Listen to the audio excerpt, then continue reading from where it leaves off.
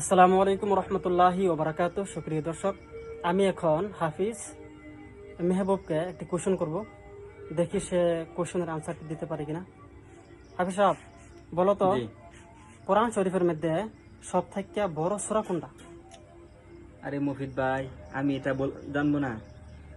আরে ভাই, তুমি তো জানো, বাট এই দর্শক যে আছে আমার, যারা নাকি আমার এই চ্যানেলটি সাবস্ক্রাইব করে রাখছে বা কি আমার পেজটিকে ফলো করে রাখছে, সবাই কিন্তু লেখাপড়া করে নাই, ঠিক আছে? তাই সবাই জানা না।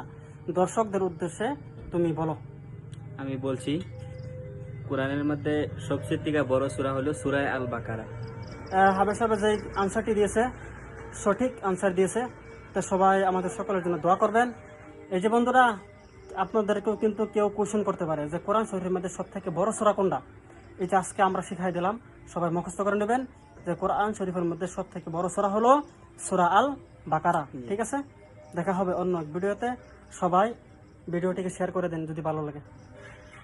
Thanks for watching Mofid Official. Please subscribe our channel and press the bell icon.